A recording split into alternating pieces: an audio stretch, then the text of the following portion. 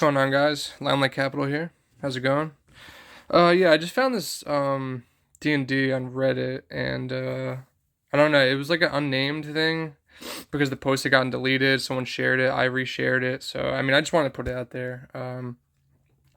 So this is from someone called Not a Doucher. So I mean, I assume the guy's German because some of the screenshots are in German. But yeah, I just took the screenshots. I'm just gonna go through it real fast. So let's start off here. He says, "Hello, hello, fellow smooth brains. I come here to draw some wrinkles on your brain with my red crayons, so you can feel like a wrinkle brain until someone licks the wax off. I will also try to teach you some manners, so that you behave like a good ape." When this trip to Tendytown starts rolling. Let's hope so. In the last couple days, there was a lot of hype over a lot of dates that wanted to tell you when the squeeze is going to happen, but when the glorious rocket is going to take us into the sun, where we can all play stock car racing with our Lambos while snorting coke off our wife's boyfriend's dick. Wow, okay, very colorful language. I think most of these predictions were genuine, but it was a mistake in the first place to set up any dates. It did get people hyped up for no reason, and then made a lot of people disappointed, and I think it created more paper than diamond hands. I do tend to agree with that. When it comes to something like this, like tracking a potential short squeeze, and you're dealing with social media like Reddit and everything, like there's no benefit to setting dates and setting expectations. You know what I mean? Because in my experience with this, something like a short squeeze usually happens when no one's paying attention, when some random news on a Wednesday or a Tuesday during the day when no one is, you know what I mean? It's just like when you plan something, obviously the hedge funds are gonna have some ammo ready to fire back. So he goes on to say, dates are useless because if you understand what we're dealing with here, the overall situation and the basic rules of the market, your hands will turn into diamonds anyway. So what the F do we need a date for? So if you guys are anything like myself, you're probably staring at red and green dildos every day for at least 6 hours and 2 months. But has it ever come to your mind during that time that there is another chart besides the daily one? Have you ever looked at the performance of the stock over the last 12 months? Let me help a fellow ape out here. So he goes on to say, I'm just going to pull up the pen here. So so now we're going to talk about this here. And this is a very interesting little graphic. So it shows, it goes back 1 year, and then it does year to date, 6 months, 1 month, and then 1 week. So if you look at the 1 year here, that's here. I mean, look at this number. This is ridiculous. It's up 4,410%. So we have year to date here, and that is going to be 1,138%. We have 6 months here, 2,000%. 2,193%. 1 month, we're up 400%. So if you've been diamond handing since January, I mean, you've seen over a 400% increase. Let's see. So we have 1 week here. Yeah. So we're down 20% on the week. And I kind of think the point of him putting that in here was just to, show people how far we have come. And, it has been a rough week. And, a lot of corruption has been, some light has been shed on it, and the shills have been out in full force. But you know what I mean? At the end of the day, we're in the green pretty big. So, all right. So he says, I think you do not realize that the squeeze of this bad boy has begun 12 months ago, pretty much on the day. You are scarred, or you're scared because it says minus 20% in the week with red crayon. Can you also read green? In 6 months, this chart could say minus 90% in the week, but would still say plus 2,500% on 6 months. And if we drop from $50,000 to from $50 to $5 for a short while, you goddamn monkey. And how effing happy would I be if I could load up on the dip at $5 to make this a 20 bagger? Okay, so this thing will be the wildest ride you've ever been on. Brace yourself to having millions on your smartphone broker app and have them evaporated by 90% in 2 days, only to get it back 2 to 4 weeks later. All right, so there's a little bit of the personal stuff. I'm probably just going to skip over that.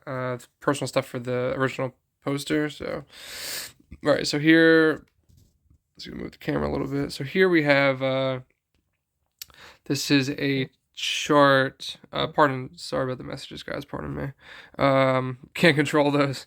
All right, so here he has a chart that goes back to, it looks like April of last year.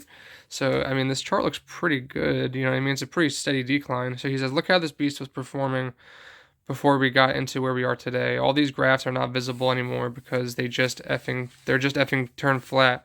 If you look at the giant beast that was created in the end of January, this stock always looks like it's going to fall flat. This is what someone made it do. It is intentional to create fear. I do agree with that. I subscribe to that idea. The hedge funds are heavily manipulating this stock. So he goes on to show. Is this a monthly? Oh, okay, so it's the same chart here. This one is the same chart. It just has 3 months added. Okay. So yeah, again, I mean, he says, look at the difference, look at the momentum. So I agree. I mean, the momentum behind GameStop is huge. And what he's saying is that we could have been going through a short squeeze this entire time. You know what I mean? It's just right now we're in a calmer period of it. So here, this is, let me see. He says, have you ever seen anything like this? In 6 months, when you look at the yearly graph, 450 will be flat on the effing floor. You will not see that it spiked there anymore. I have no idea when this thing is going to break out. And the only reason it did not so far is because it's being manipulated as F, which I agree with. But until it breaks out, it will go up indefinitely as long as people are buying and holding. Now look at this graph. Okay, so here, this is I guess a screenshot that he had done of AMC, and then there's a screenshot of GameStop. And then he says, now this part is pure speculation. And I think what he was getting at with these is how similar they look. You know what I mean? It's like the barcoding. It's like so similar. All right, so he says this part is pure speculation, but I want to get it out of my system anyway. These two stocks both had a clear price target for yesterday, and only one of them hit. So he's referring to on Friday's close when AMC closed at, I mean, people are arguing about it, but it's about $14. And then we have GameStop, who, GameStop and AMC were both fighting for like a round dollar amount, which is like painfully obvious that's being manipulated because that doesn't ever happen. So GameStop had closed just around 200 and AMC closed just around $14. So these two stocks both had a clear price target for yesterday and only one of them hit. One of those two stocks was shorted more than 100% when this whole thing started. Just wanted to throw this out there, but I have a feeling that this actually can't go tits up. Hedgies F themselves so effing hard by thinking that they are the smartest, most powerful creation on earth, that they shorted a stock more than 100% without thinking about it, and now this beast will grow and grow and grow until everything that is not GameStop will get swallowed in it because it is not GameStop, and it is not shorted over 100%. GameStop could become the black hole of the stock market. Look at Bitcoin. Now think about something that's better than Bitcoin, effing GME, because Bitcoin has to be mined. People with feelings and a soul have to work in order to create or buy Bitcoin. Not only will GameStop be worth more than Bitcoin, no soul will be harmed by it getting bigger and bigger because the people feeding it have sold their soul a long time ago. True. Again, so that's a little bit of speculation from him. That's obviously not D&D, but I mean, it's an interesting perspective, and I kind of see some truth to it. He goes on to say, do you really think Ryan Cohen is going to F us up by issuing new shares? Do you really think he will destroy the biggest anomaly on the entire financial system?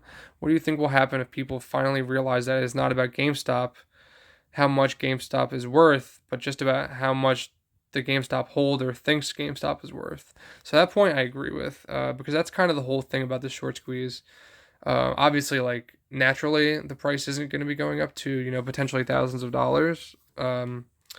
But when it comes to a point where the retail investors have such a tight squeeze on the float, and the shorts have to buy back the shares when they get either margin called or whatever, or if they have to buy back, they're gonna have to pay whatever price we set the price, basically. You know what I mean? Because there's only a certain amount of shares. And as long as this phantom shares are pretty much erased and don't count for anything, then we own the float, so they have to buy back from us for whatever price we want. Only a government can contain this thing, and if that happens, they will have to buy you out. No other way. If you have ever worried about this being a pyramid scheme or anything like that, worry no more. This is as legit gets. And that's a quote that I like, because I think a lot of people have had anxiety about this, you know what I mean? Like, everyone likes the stock. Everybody knows that a squeeze is imminent, but there's always that little bit of, I don't know, I guess like that little bit of doubt in the back of your mind, you know what I mean? Like you could read all the D&D on Earth and there's still that little bit of doubt. This thing will blast off, and even if you buy only one single share, you won't regret it. But if you leave now, please promise you won't hang yourself in a year. So I guess he's referring to someone could sell now and then miss out on the big gains. But also, just to be completely sure, please don't invest more than you can afford to lose. Da da da da da da da. Take care of your mental health. Da da da da da da. So when this thing really starts to go, effing hold. Yes, you could predict a dip or a peak, but it's so much more likely that you will get effed. And when this thing goes up, hedge funds will start the effery, then the game is on, because there will be paper hands selling at 500, 690, 1,000, 5,000, 6,900, 10,000, 50,000, and so on, and other laughable amounts of money. But they have algos, and those algos will F you over if you did not hold. They will try to shake out as many people as they possibly can, because every single person that sells below 2 million is 2 million less than they have to pay out. Try it if you want, but understand two things. By trying to guess peaks, you not only hurt yourself and other apes, but you become the reason peaks are created in the first place. When no one sells, no peaks, just straight green dildos. And if they short, you will paper hand because you think it is over now, and that thing jumps right back up again 15 minutes later. You just played yourself, and you are not on the rocket ship anymore. This is one shot at greatness, a thing that has never happened before and for sure will never happen again.